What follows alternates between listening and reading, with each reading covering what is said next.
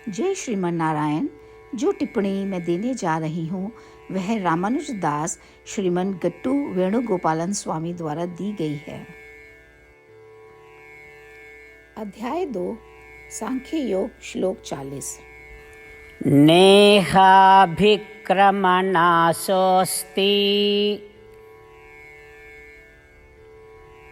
प्रत्यवायो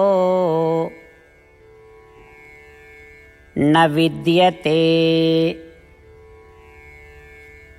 स्वल्पमप्यस्य धर्मस्य त्रायते महतो भयात्। ओम। गीताचार्य श्री कृष्ण परमात्मा अर्जुन सहित हम सभी को ब्रह्म विद्या की शिक्षा दे रहे हैं। परमात्मा कह रहे हैं, अर्जुन, मैं अपने शरीर से अलग हूँ। इस ज्ञान के साथ तुम्हारे द्वारा किए जाने वाले सभी कार्यों को योग कहा जाता है। हम इसे कर्म योग और निष्काम कर्म भी कह सकते हैं।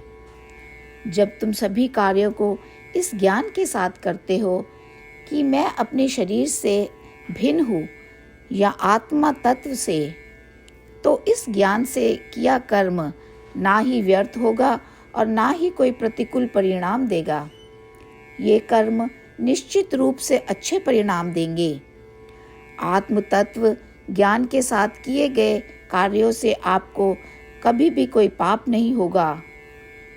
कोई फर्क नहीं पड़ता कि आप आत्म तत्व के ज्ञान के साथ कितना छोटा कार्य करते हैं। यह इतना महान और शक्तिशाली है कि आप जन्म और मृत्यु के चक्र से भयानक खतरे से मुक्त हो जाएंगे। कोई भी छोटा कार्य जो आप करते हैं इस ज्ञान के साथ कि मैं अपने शरीर से अलग हूँ, आपको इस भयानक संसार से मुक्त कर देगा।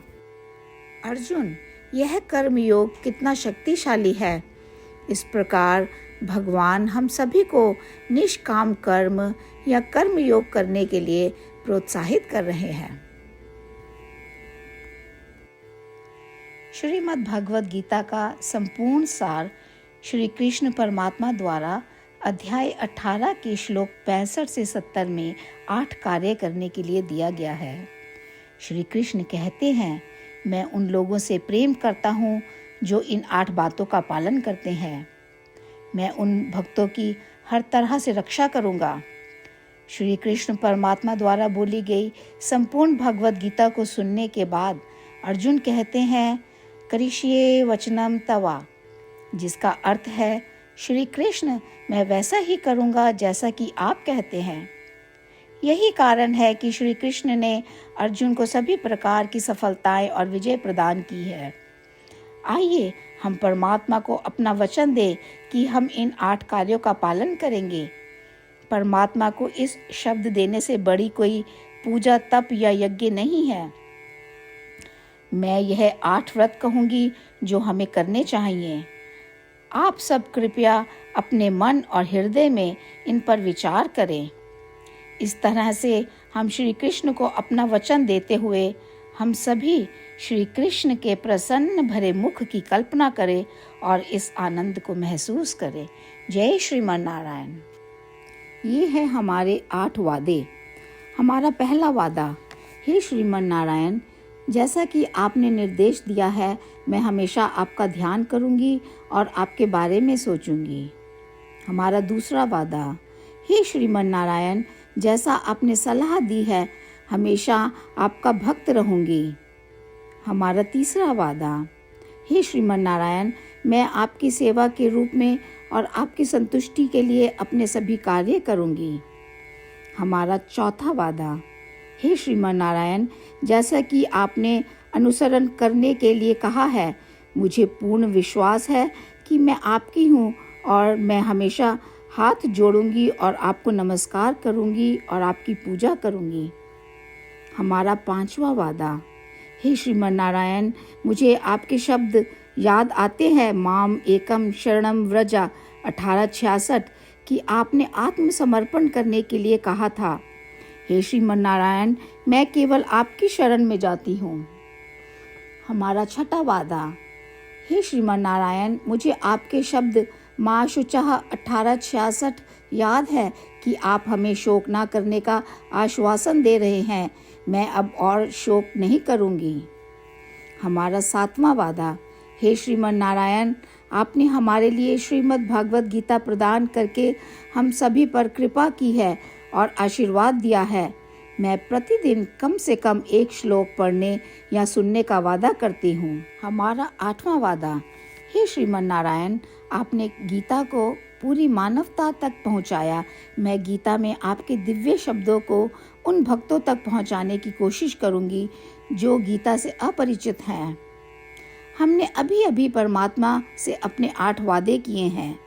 श्रीमन नारायण को हर दिन यह वचन देना कि हम वही करेंगे जो वे स्वयं कहते हैं, अपने आप में एक महान पूजा है। आइए हम अपने अडिग विश्वास के साथ उन्हें अपना वादा दें। हे श्रीमन नारायण, जैसा आप कहते हैं मैं वैसा ही करूँगी, जैसा आप चाहते हैं मैं वैसा व्यवहार करूँगी और केवल आपके लिए काम करूँगी। श्रीमन नारायण करिष्ये वचनम तवा, जिसका अर्थ है, श्रीमन नारायण, मैं आपके निर्देशों के अनुसार कार्य करूँगी। सर्वम श्री कृष्णा अर्पणमस्तु। जय श्रीमन नारायण। नेहाभिक्रमणासोऽस्ति प्रत्यवायो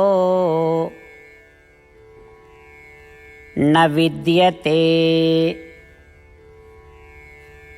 स्वल्पमप्यस्य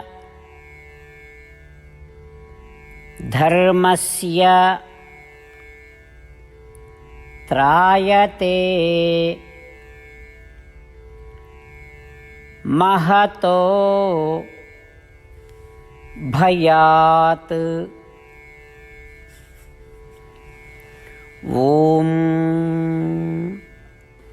नेहाभिक्रमणासोऽस्ति प्रत्यवायो न विद्यते स्वल्पमप्यस्य धर्मस्य त्रायते महतो भयात्।